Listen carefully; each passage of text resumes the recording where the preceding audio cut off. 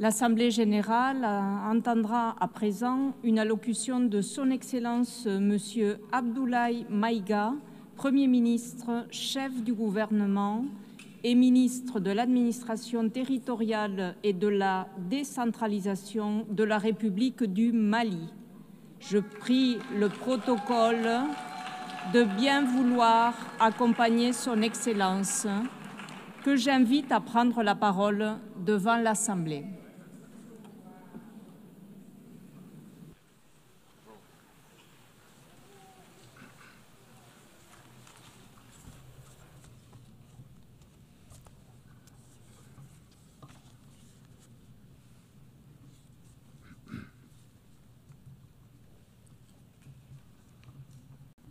Madame la Présidente de l'Assemblée générale, Mesdames et Messieurs les chefs d'État et de gouvernement, Monsieur le Secrétaire général de l'Organisation des Nations Unies, Mesdames et Messieurs, à l'entame de mes propos, j'ai l'honneur de vous adresser les salutations cordiales et de vous transmettre les messages des pères fondateurs de la Confédération des États du Sahel, AES, Leurs Excellences le général d'armée Assimi Goïta, président de la transition, chef de l'État de la République du Mali, président de la Confédération des États du Sahel, le capitaine Ibrahim Traoré, président du Faso, chef de l'État,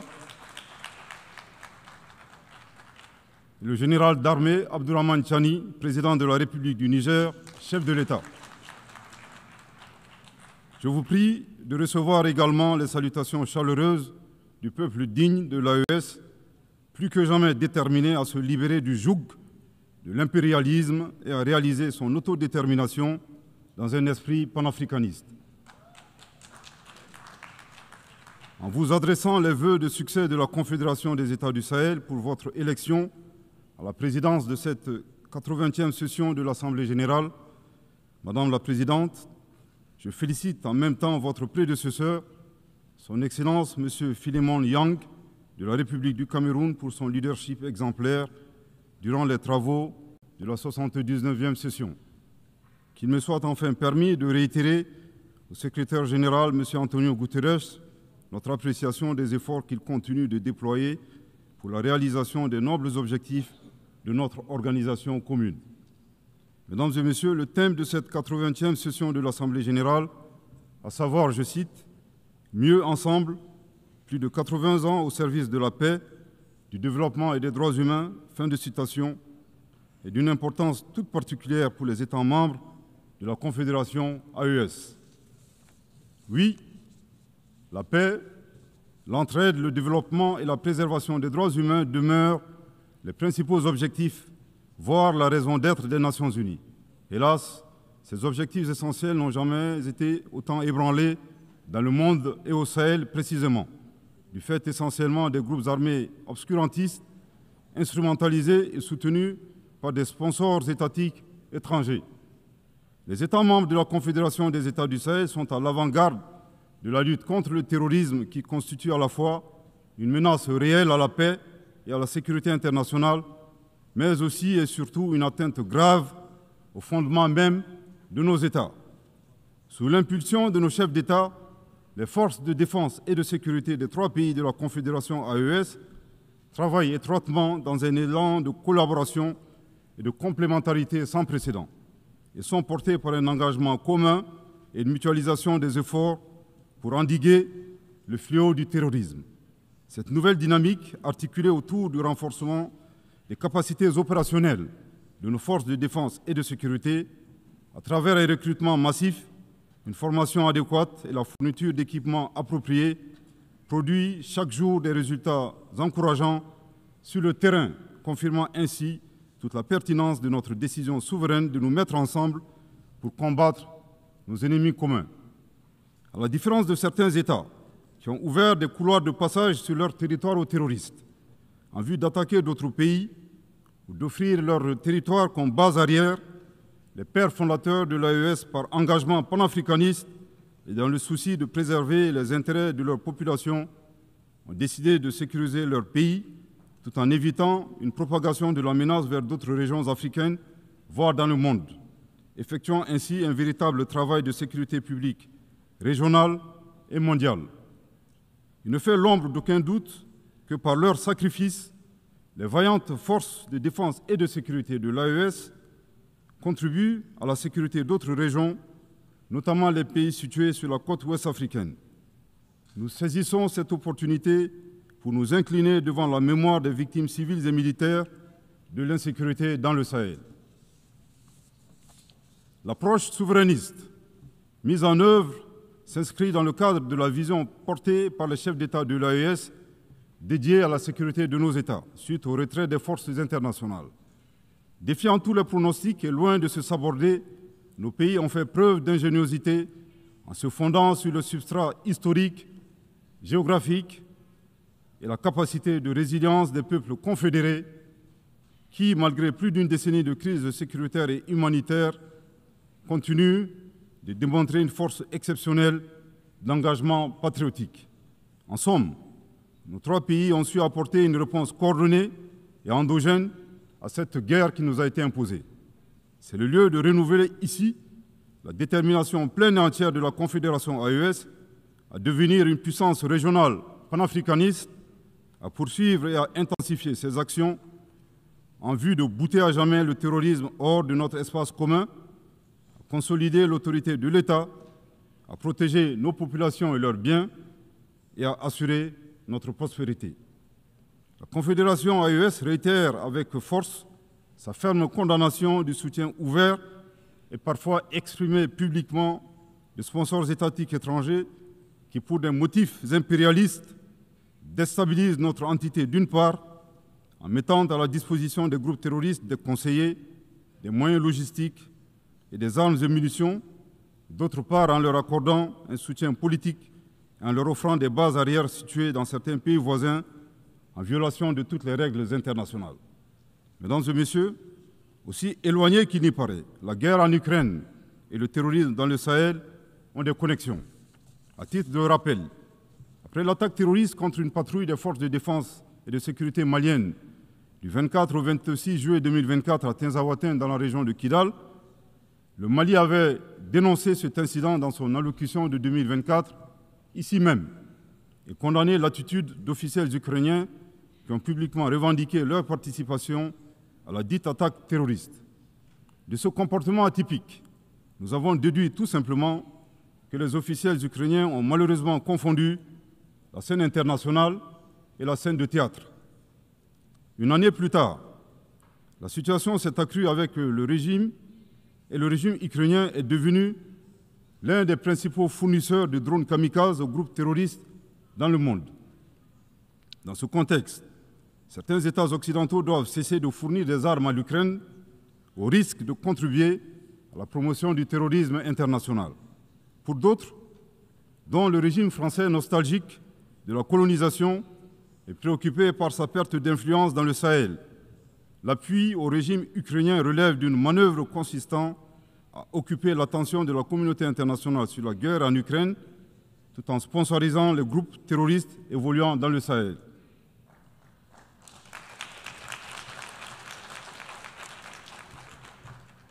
Fidèle au principe de la Charte des Nations Unies, le Mali avait, le 15 août 2022, saisi le Conseil de sécurité des Nations Unies en vue d'une réunion du Conseil afin que mon pays puisse fournir des preuves irréfragables du soutien de la France aux activités terroristes. Jusque-là, la requête est demeurée sans suite, alors que leurs actions de sabotage continuent à divers niveaux. Il est temps d'agir pour que les responsables de ces violences soient identifiés et confondus, que les résolutions soient traduites en engagements concrets, que l'espace sahélien soit définitivement sécurisé et que les ressources du Sahel bénéficient aux populations du Sahel.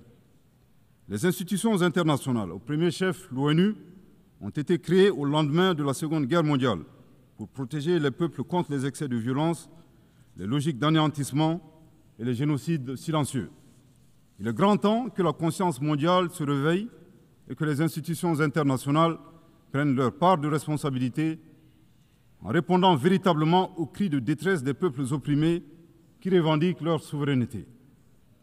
La Confédération AES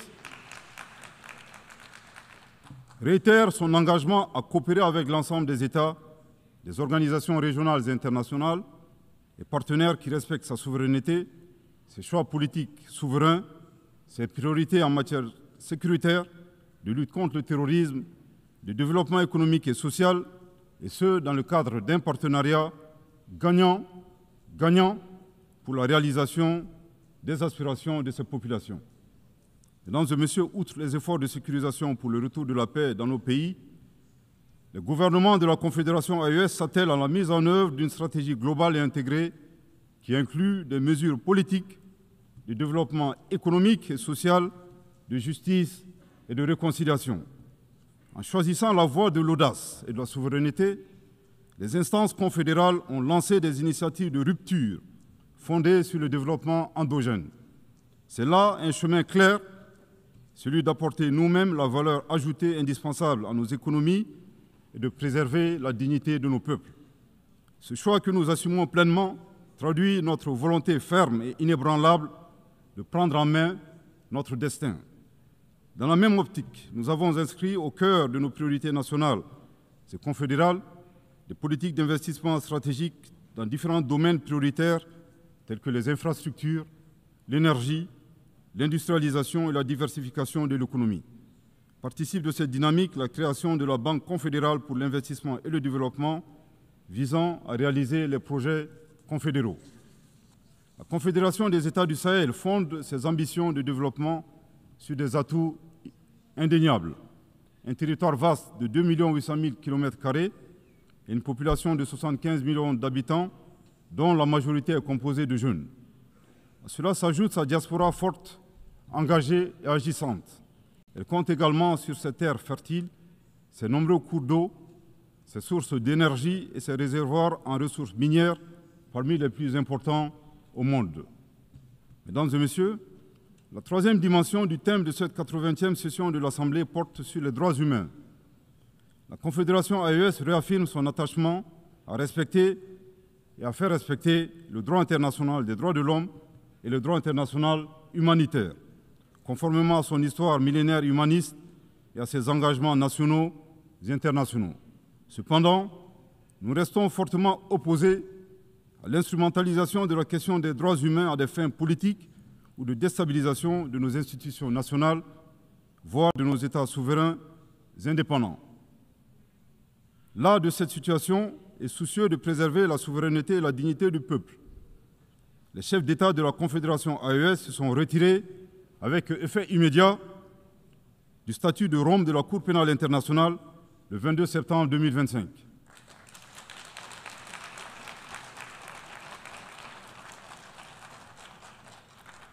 À ce retrait s'ajoute leur volonté de privilégier dorénavant des mécanismes endogènes de justice en adéquation avec leurs valeurs sociétales et dans l'intérêt du peuple de l'AES. Nous dénonçons également le double standard observé par certains acteurs internationaux, dont le curseur se déplace en fonction de leurs intérêts. Ces donneurs de leçons ne sont d'ailleurs eux-mêmes pas les meilleurs exemples en matière de respect des droits de l'homme. Nous appelons nos partenaires à privilégier le dialogue et la coopération qui demeurent les meilleurs leviers pour promouvoir les droits humains à travers le monde. Mesdames et messieurs, au moment où nous célébrons les 80 ans des Nations Unies, force est de constater que notre cadre multilatéral, incarné par l'ONU, est mis à rude épreuve dans un contexte international marqué par la polarisation, le retour progressif du nationalisme, du protectionnisme, du repli sur soi et des rapports de force. En dépit de cette réalité conjoncturelle, le constat est que les trois objectifs majeurs consignés dans la Charte des Nations Unies, à savoir la paix, le développement et les droits humains, restent pertinents. Pour la réalisation de ces objectifs, nous avons besoin, premièrement, d'une organisation des Nations Unies véritablement rénovée, réformée et adaptée aux exigences de notre temps. C'est une condition essentielle pour mieux asseoir sa légitimité internationale et assurer l'application effective de ses décisions. C'est l'occasion de rappeler avec force que l'Afrique demande depuis une vingtaine d'années des réformes pour réparer l'injustice historique qui lui est faite, en ce qui concerne sa représentativité au Conseil de sécurité. Je réaffirme ici le soutien total de la Confédération AES à la position commune africaine sur cette question, énoncée dans le consensus des îles Unies et la déclaration de Sirte, afin que l'Afrique puisse disposer de 2 sièges permanents et de 5 sièges non permanents.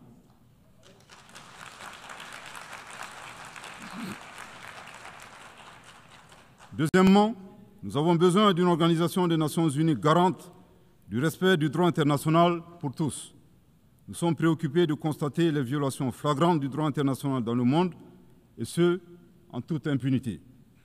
Ce 80e anniversaire de l'ONU est pour nous, États membres, l'occasion de réaffirmer notre attachement indéfectible à un cadre multilatéral fondé sur le droit et non la force. Troisièmement, nous avons besoin de mécanismes robustes de suivi et de mise en œuvre des conclusions des conférences internationales. Le constat dans ce domaine est clair. De la création de l'ONU en 1945 à nos jours, nous avons tenu des dizaines de conférences internationales dont les engagements ont été très faiblement, sinon pas mis en œuvre, au profit des populations que nous représentons ici. Cette situation doit impérativement changer. C'est pourquoi nous plaidons pour que les réformes envisagées prennent en charge cette problématique afin que nos nations respectives puissent bénéficier des dividendes des engagements pris sous l'égide de l'Organisation des Nations Unies. Pour sa part, la Confédération des États du Sahel est disposée à apporter sa contribution en vue de la réforme devenue indispensable du cadre multilatéral des Nations Unies. S'agissant de la gouvernance mondiale actuelle, il apparaît de plus en plus évident qu'elle n'est plus adaptée aux défis actuels et à venir.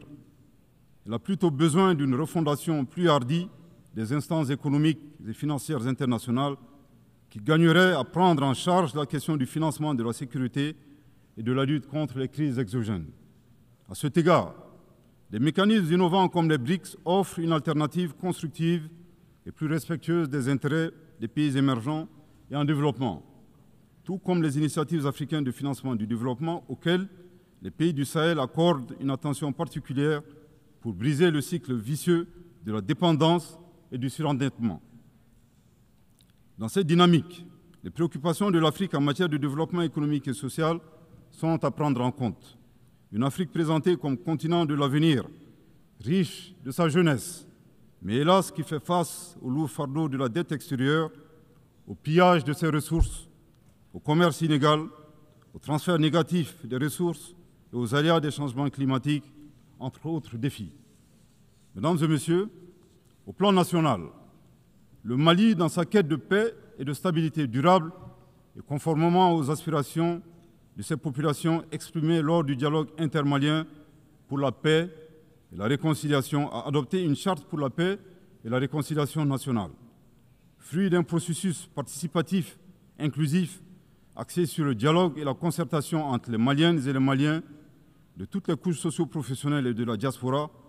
La charte incarne notre détermination à renforcer l'appropriation nationale du processus de paix au Mali.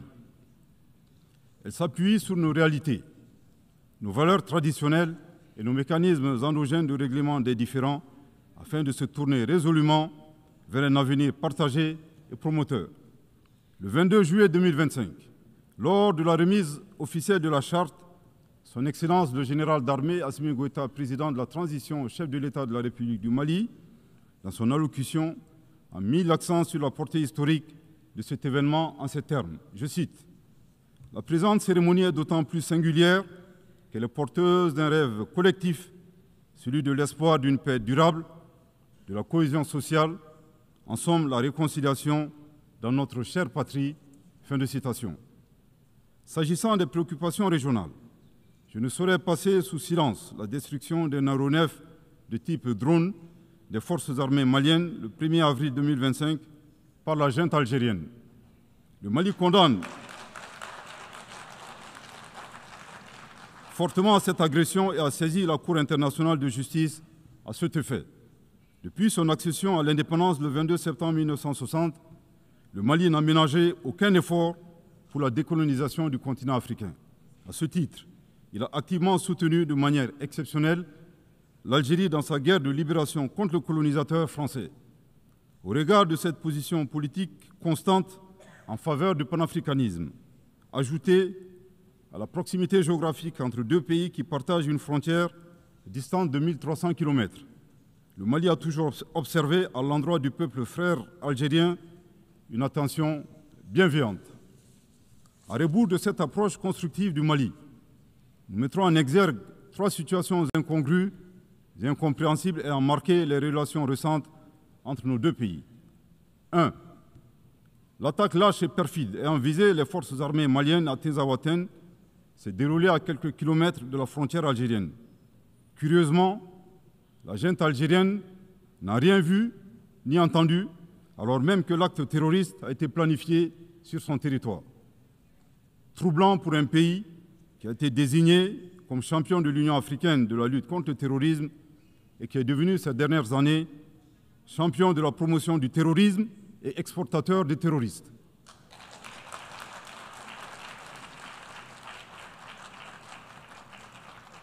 Deux, comme annoncé, la junte algérienne a annoncé un drone malien acheté sur fonds propres à la sueur du contribuable malien au motif fallacieux de la violation de leur espace aérien.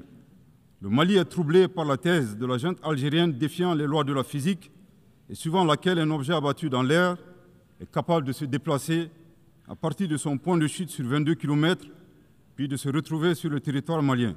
En effet, il est utile de souligner que les débris du drone malien se sont retrouvés sur le territoire malien, validant nos arguments. 3. Le 4 septembre 2025, le gouvernement malien a informé l'opinion du dépôt d'une requête introductive d'instance auprès de la Cour internationale de justice contre la junte algérienne concernant la destruction du drone. Dans un communiqué du ministère algérien des Affaires étrangères, en date du 19 septembre 2025, nous avons appris avec une profonde stupéfaction une allégation suivant laquelle le dépôt de la requête malienne a été motivé par la conférence de presse du ministre algérien des Affaires étrangères, intervenue le 13 septembre 2025 et lors de laquelle il niait le dépôt de la requête malienne auprès de la Cour internationale de justice. Nous faisons observer au ministre que le dépôt de la requête annoncé par le Mali le 4 septembre n'a jamais signifié son enregistrement automatique par la Cour internationale de justice. Le Mali rappelle que la diplomatie vise à défendre les intérêts de son pays.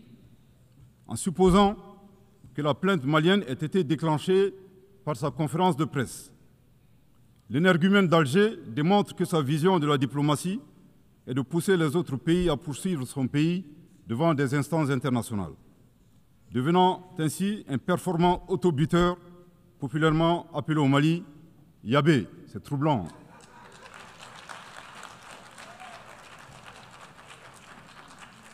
Au passage, le Mali rend un vibrant hommage au ministre des Affaires étrangères de la junte algérienne. En effet, le mensonge corrompant tout, il vient d'ôter toute crédibilité à la version algérienne de la destruction du drone malien. Aussi, nous n'avons point été surpris par la fuite en avant de la junte algérienne qui a refusé de donner son consentement à la compétence de la Cour internationale de justice suite à l'affaire de la destruction du drone malien, craignant ainsi d'être démasqué publiquement comme agresseur et soutien du terrorisme international.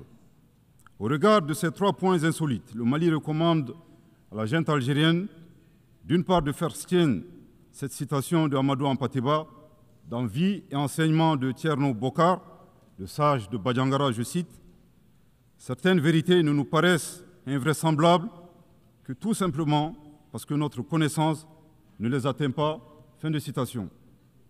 Nous les invitons à chercher à connaître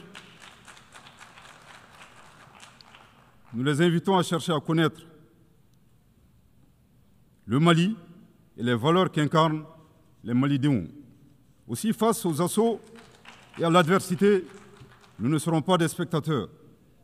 Pour chaque balle tirée contre nous, nous réagirons par réciprocité.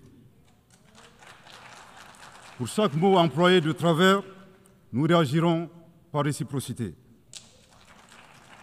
D'autre part, il est vivement recommandé à la junte algérienne d'organiser à Tinzaouaten en Algérie un festival international annuel dédié à l'artifice de l'intelligence humaine.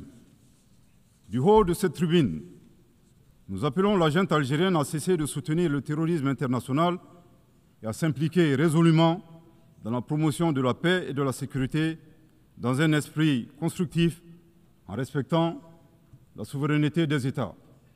Je répète, du haut de cette tribune, nous appelons la junte algérienne à cesser de soutenir le terrorisme international et à s'impliquer résolument dans la promotion de la paix et de la sécurité dans un esprit constructif en respectant la souveraineté des États. Je répète pour une dernière fois, du haut de cette tribune, nous appelons la junte algérienne à cesser de soutenir le terrorisme international et à s'impliquer résolument dans la promotion de la paix et de la sécurité dans un esprit constructif et en respectant la souveraineté des États. À bon entendeur, tant pis.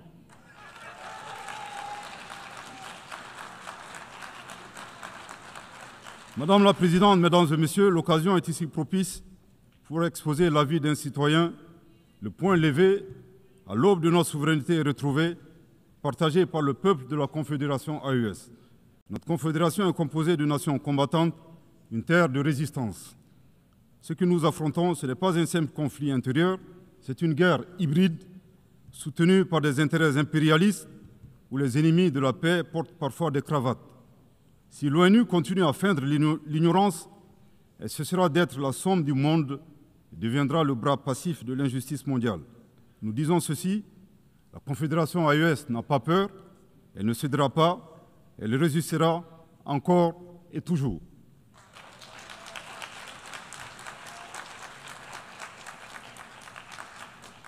Toutefois, la Confédération AES donne aux Nations Unies une opportunité historique, celle de se placer du côté de la vérité, celle de reconnaître que le peuple de l'AES est agressé, celle de soutenir une confédération qui combat à la fois pour elle-même et pour l'Afrique, pour la stabilité du continent et indirectement pour celle du monde entier.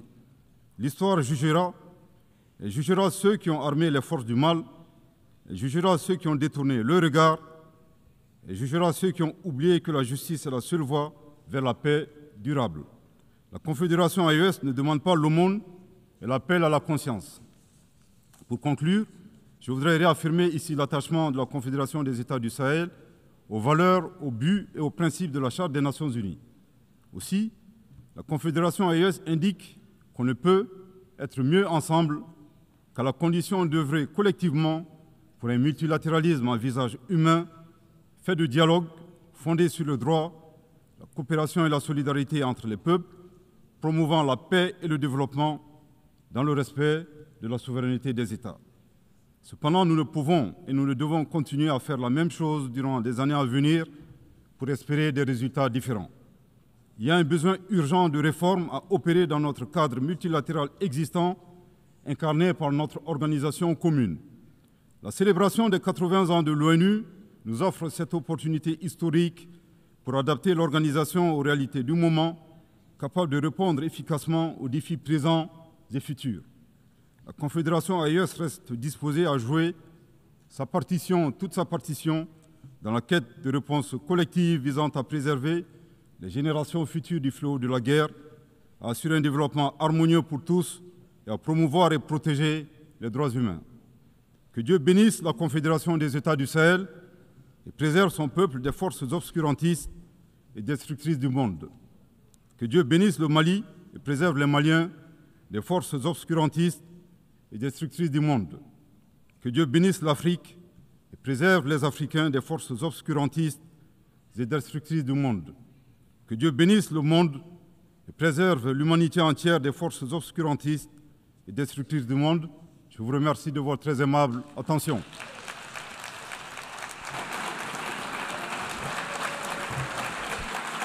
Au nom de l'Assemblée générale, je tiens à remercier le Premier ministre, chef du gouvernement et ministre de l'administration territoriale et de la décentralisation de la République du Mali.